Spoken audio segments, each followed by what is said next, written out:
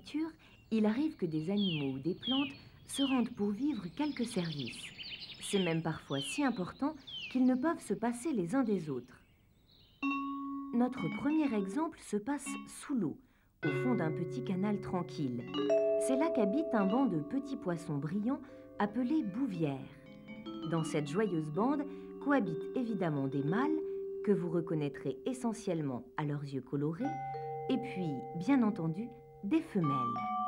Celles-là, vous ne pouvez pas les manquer. Elles portent sous leur ventre une sorte de tube assez long dont elles se serviront plus tard pour pondre leurs œufs. À 2 coups de nageoire de là, vivent bien tranquillement de grosses moules d'eau douce appelées uniaux et qui, comme tous les coquillages, filtrent et rejettent de l'eau par leur orifice appelé siphon.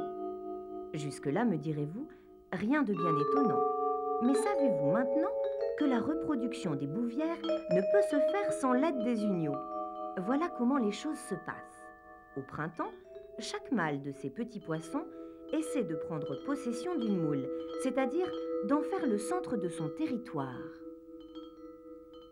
Cela fait, il lui faut ensuite convaincre une femelle, par une parade appropriée, que son coquillage est le plus beau du monde. Car voyez-vous, c'est à l'intérieur de l'union que la bouvière femelle pond ses œufs. Comment fait-elle? Regardez bien, cela va très vite.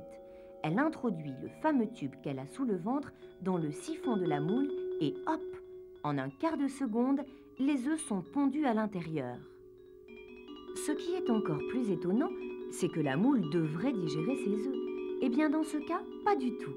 Les œufs des bouvières seront pour ainsi dire couvés, bien à l'abri des prédateurs, dans le corps de l'union. Mais au fait, quel est l'intérêt du coquillage dans cette histoire?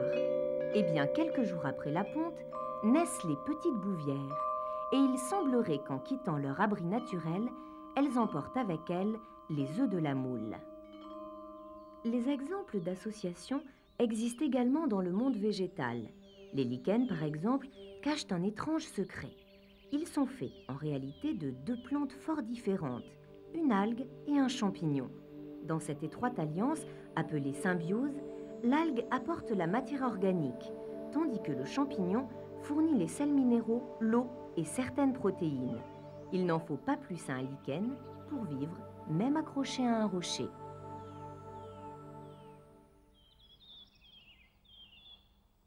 Revenons maintenant aux animaux pour observer un autre contrat d'échange très intéressant.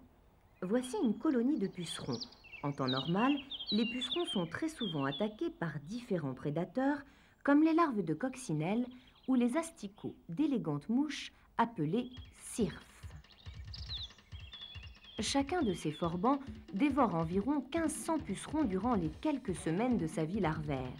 Les pucerons auraient donc un peu de souci à se faire s'ils n'avaient, sans le savoir, un précieux atout. Ils sécrètent à longueur de journée un délicieux liquide sucré que l'on voit ici briller à l'extrémité de leur corps. Or, figurez-vous que les fourmis raffolent littéralement de ce sucre appelé miella. Et lorsqu'elles trouvent une colonie de pucerons, elles tuent tous les prédateurs qui y sont installés et se mettent à protéger farouchement leurs petits troupeaux. Tout le monde dans cette affaire y trouve son compte.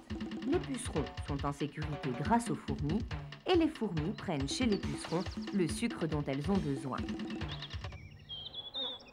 Les échanges de services existent également entre animaux et plantes.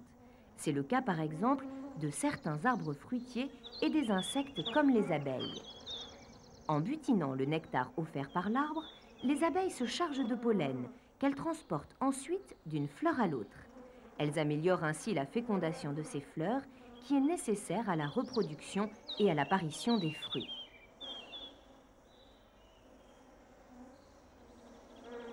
L'homme a d'ailleurs vite compris l'intérêt des insectes pollinisateurs. Savez-vous que certains agriculteurs, cultivant le colza par exemple, demandent parfois aux apiculteurs de mettre leurs ruches près des champs. Ainsi, des centaines de milliers d'abeilles butinent de fleur en fleur et aident à la fécondation. Le résultat de ce travail bénévole se fera clairement sentir quelques semaines plus tard. En effet, grâce aux abeilles, la récolte des graines de colza peut augmenter de près de 15%.